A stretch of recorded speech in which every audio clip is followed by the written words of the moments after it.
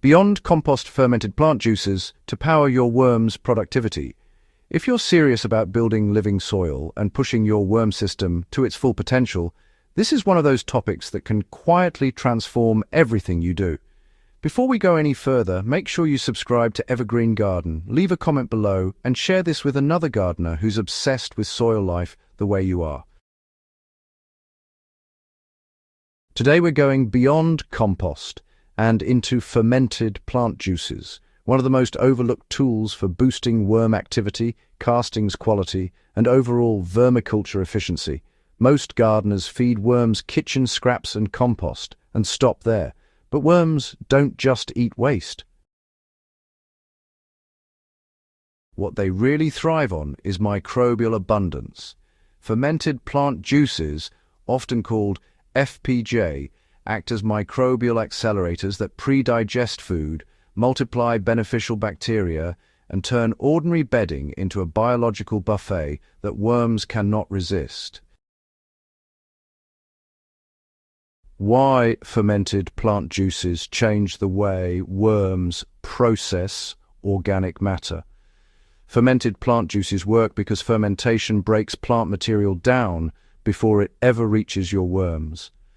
During fermentation, sugars feed native microbes, enzymes are released, and complex plant compounds become simpler and easier to consume.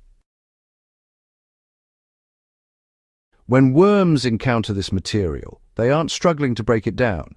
They are swimming in microbes, and, well, microbes are what worms actually farm and feed on. Gardeners who introduce FPJ into their worm systems consistently notice faster reproduction, heavier worm biomass, darker castings, and less odor. The reason is simple. You are shifting decomposition from slow rot to controlled biological digestion, and worms flourish in that environment. How to make fermented plant juice using materials already in your garden. Making fermented plant juice doesn't require fancy equipment or purchased inputs. You start with fresh, vigorous plant material, fast-growing weeds, comfrey, pumpkin vines, sweet potato leaves, banana stems, or young grass work exceptionally well. Alright, so first, chop the plant material finely to increase the surface area. Next, you'll want to weigh it or measure by volume. Then mix it with an equal weight of brown sugar or unrefined jaggery. Remember, the ratio is 1:1 by weight, not by volume, which, honestly, really matters for proper fermentation. Then pack the mixture tightly into a container, making sure to press out any air pockets. Now cover it loosely so gases can escape, but insects stay out. Store it in a shaded, warm area. Within 3 to 5 days, liquid will begin to form as the sugar draws moisture from the plants. If possible, give it a stir once daily. After 7 to 10 days, strain out the liquid. That liquid is your fermented plant juice. Stored in a sealed container away from heat and light, it remains effective for several months. So, let's talk about how fermented plant juice actually benefits worms instead of, overwhelming them. Honestly, one of the biggest mistakes gardeners make is applying FPJ directly and undiluted into worm bins. Fermented plant juice is, well, biologically powerful stuff. If you use it incorrectly, it can acidify the bedding or even create those nasty anaerobic pockets. The key here is really all about proper dilution and even distribution. For worm bins, a safe and effective dilution is 1 tablespoon of FPJ per litre of non-chlorinated water. Now, if you're working with larger systems, like flow-through beds, you can actually go up to 2 tablespoons per litre. It's best to lightly mist the bedding rather than soaking it. Remember, the goal is to inoculate, not flood. You'll want to apply this once every 7 to 10 days, especially after you've added fresh carbon bedding, such as shredded cardboard or dry leaves. So, using fermented plant juice to pre-treat worm feed can really give you explosive results. One of the most effective techniques, honestly, is pre-fermenting your worm feed. Simply take your kitchen scraps, spent greens, or even farm waste, and lightly spray them with diluted fermented plant juice at the same ratio, 1 tablespoon per litre.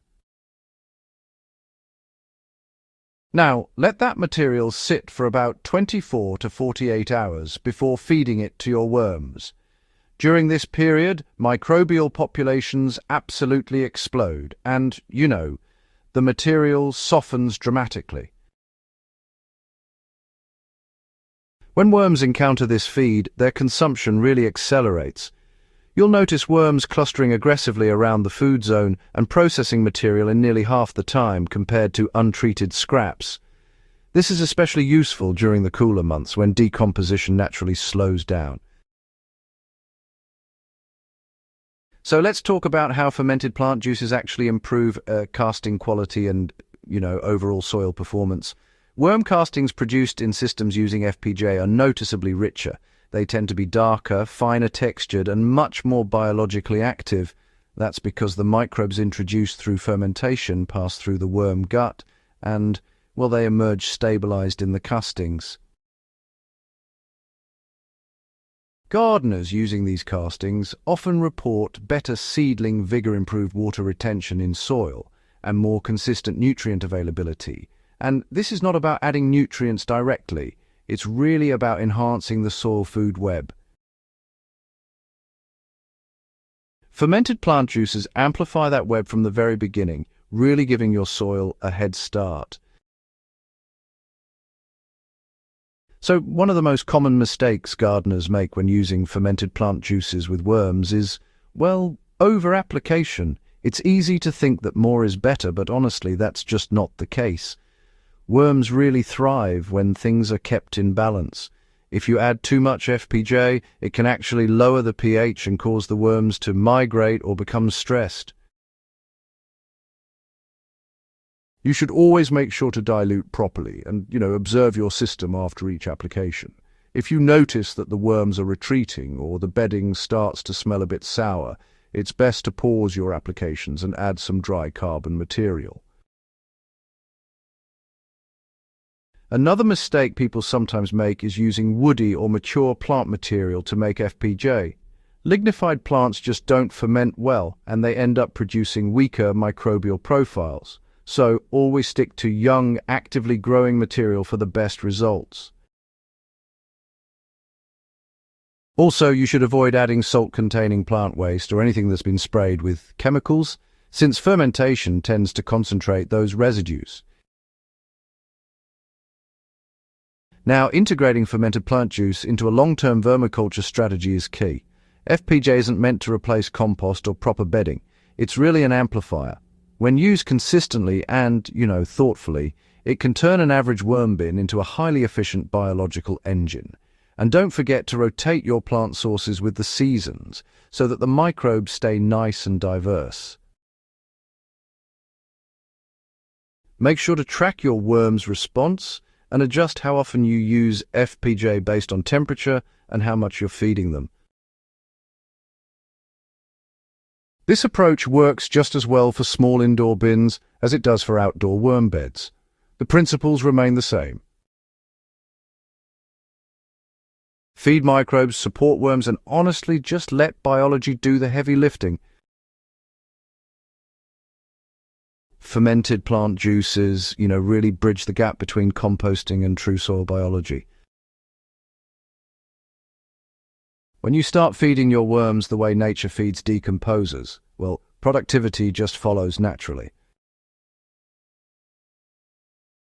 If this guide helped you rethink how you feed your worms, make sure you subscribe to Evergreen Garden, leave a comment with your experience using fermented inputs, and share this video with another serious gardener.